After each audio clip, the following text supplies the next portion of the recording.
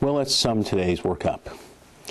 We started out with the recognition that there are just too many tests.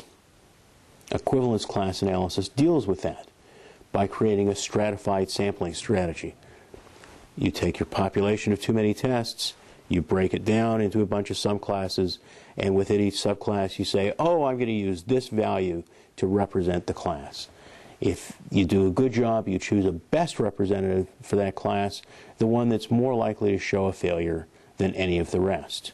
Or if a few are tied, the one that's at least as good as every other member in the class and better than some. Equivalence class analysis was originally developed for numeric input fields that you could put on a number line, and you can stretch it pretty easily to numeric output fields that you can put on a number line. The importance of the number line is that with a number line, you can break things up into too big, too small, just right, and you can have boundaries.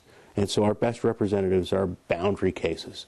The boundary analysis guards us against a few risks. If the program doesn't like numbers at all, it won't like your boundaries just as much as it won't like anything else.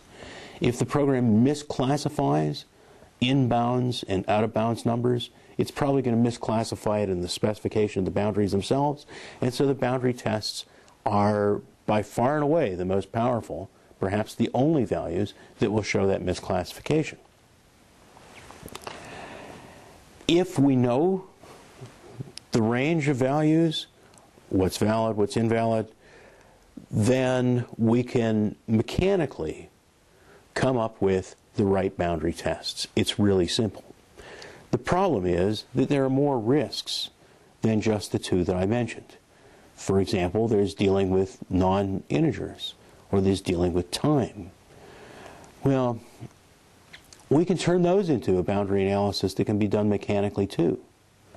With non-integers, we know that we can deal with 48 to 57 as our valid values, and 47 and below are invalid, 58 and above are invalid. And with time, we can come up with that too if we specify a timeout interval. And basically, for any risk that we list, we can say, okay, these are the values that are interesting. That is, they're values that might expose the problem. These are the values that aren't interesting. We're going to put those aside. Those are the values that won't expose the problem. And within this range of values that are interesting, we might subdivide that into equivalence classes, like too small and too big, or we might analyze it as one. But in any case, out of this group, we get one or several best representatives.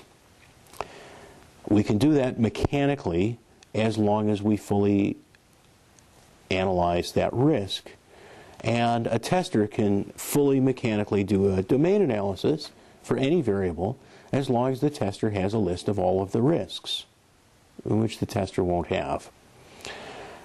And so what actually happens is you analyze some of the risks pretty clearly, but on the job, while she's testing, the tester has to figure out, oh gosh, in this situation the program could fail in another possible way.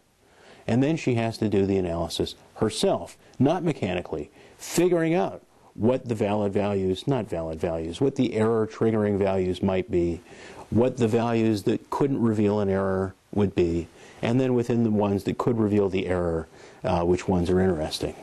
So if we think about domain testing as a purely mechanical process, then there is one thinker who thinks in advance, who comes up with a list, and that's great. We can put it into a table. But we miss all of the problems that that first person didn't think about.